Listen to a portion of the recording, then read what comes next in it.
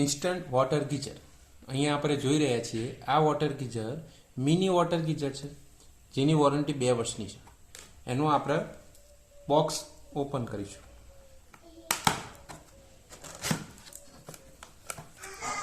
Box open કરતાની સાથે અહીંયા આપણે જોઈ શકીએ છીએ કે એક પાઇપ છે જે 1.5-2 ફૂટની આપેલી છે.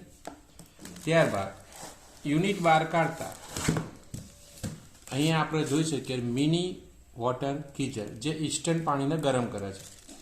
અહીંયા 2 ઇન્ડિકેટર આપેલા છે જે વિદ્યુત પ્રવાહ આવેલો છે કે નહીં એનો ખ્યાલ આપે છે. અહીંયા આપણે જોઈ શકીએ તો એક પોઈન્ટ, ચલો આપણે એને ઓપન કરીને જોઈએ.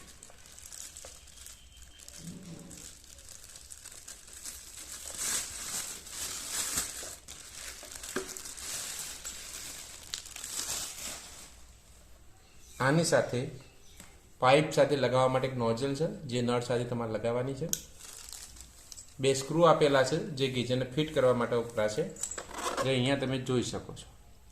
ત્યારબાદ આ યુનિટ છે, આ યુનિટની સાથે 5 એમ્પિયરનો પ્લગ આવેલો છે, બરાબર. એટલે તમારે જ્યાં પણ આ વોટર ગીઝર લગાવવાનું છે ત્યાં 5 એમ્પિયરનો પ્લગનું સેટિંગ કરવું પડશે. ચલો આપણે આને લગાવવાનું પ્રોસેસ જોઈએ. આપણે આ ઇન્સ્ટન્ટ ગીઝરને લગાવવાની સરળ અને સારી પ્રોસેસ આપણે જોઈએ.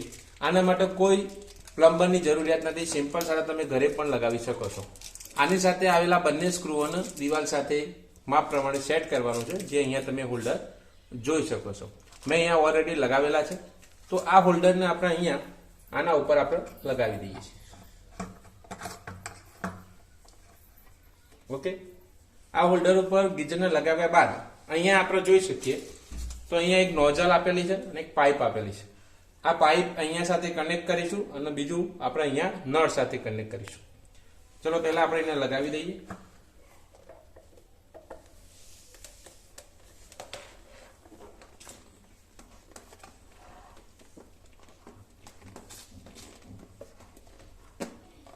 પાઇપ બરોબર લગાવી જેથી કોઈ પાણી લીકેજ થવાનો પ્રશ્ન ના રહે. ઓકે, હવે આના આપણે નળ સાથે કનેક્ટ કરીએ.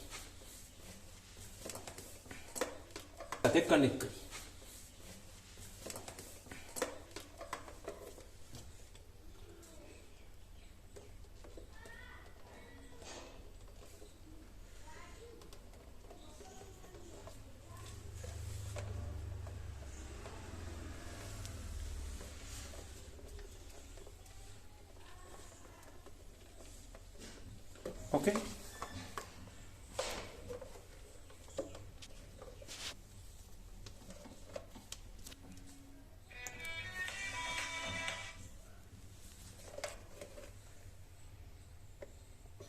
અહીંયા તમે જોઈ શકો છો કે આ નળ સાથે મેં અહીંયા વોટર ગીઝર લગાવેલી છે. અહીંયા મારો વોશિંગ મશીનની પાઇપ પણ લગાવેલી છે. કોઈ પણ તમે નળ સાથે આને કનેક્ટ કરી શકશો. હવે આપણે આ યુનિટ લગાવવાનો કોશિશ કરીએ.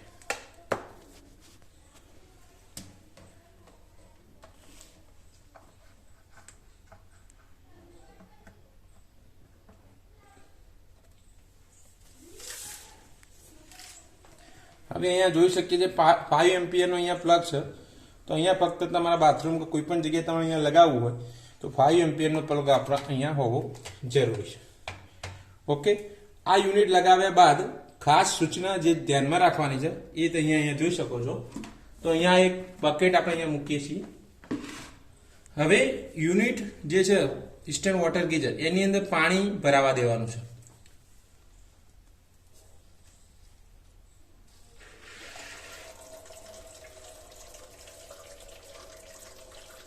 પ્રોપર પાણી અંદર ભરાઈ જાય ત્યારબાદ અહીંયાથી નળમાંથી બહાર આવે એના પછી જ આપણે ગીઝરની લાઇટ ચાલુ કરવાની. ત્યાં સુધી આપણે ગીઝરનો યુનિટ ચાલુ કરવાનો નથી. આ ખાસ સૂચના તમે ધ્યાનમાં રાખજો, કેમ કે કોઇલ પછી બળી જશે.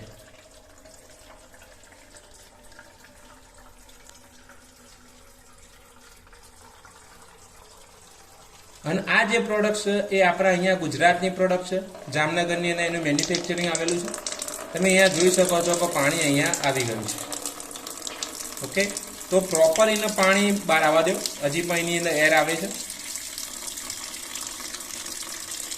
હવે અહીંયા તમે જોઈ શકો છો કે આ નળ દ્વારા હું એનું જે પાણીનો પ્રેશર છે એ ઓછું વધતું કરી શકીશ, બરોબર.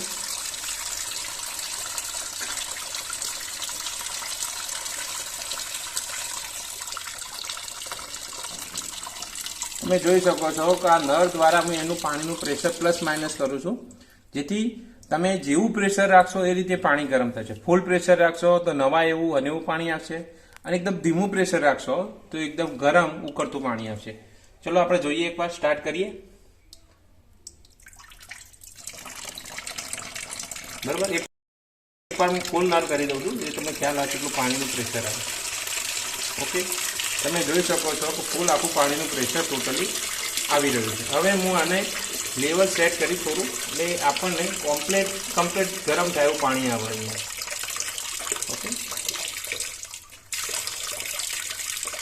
ઓકે, હવે આપણે યુનિટ ચાલુ કરીએ છીએ.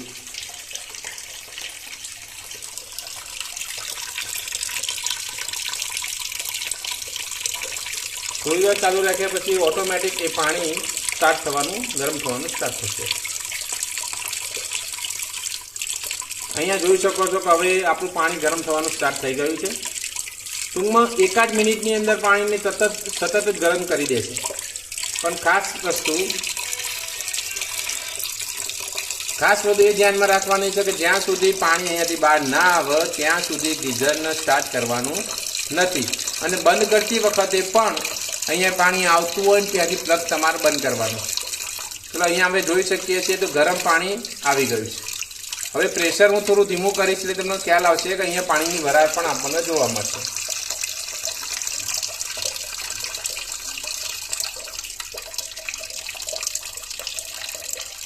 એટલે ઉકળતું લાઈ જેવું પાણી આવી રહ્યું છે. હું એના હાથ પણ અડાવી શકતો નથી. પણ જો તમારે નવા એવું પાણી ગરમ કરવું હોય તો પાણીનું પ્રેશર થોડું વધારવાનું, એટલે સીધું નવા એવું પાણી તમે એની અંદર જોઈ શકો છો. અહીંયા તમે જોઈ શકો છો હું હાથ પણ અડાડું છું તો પણ મને કરંટનો કોઈ અહેસાસ થતો નથી. એનો મતલબ કે પાણી સતત ગરમ થશે, વધતા આપણને અર્થિંગનો કોઈ તકલીફ છે નહીં.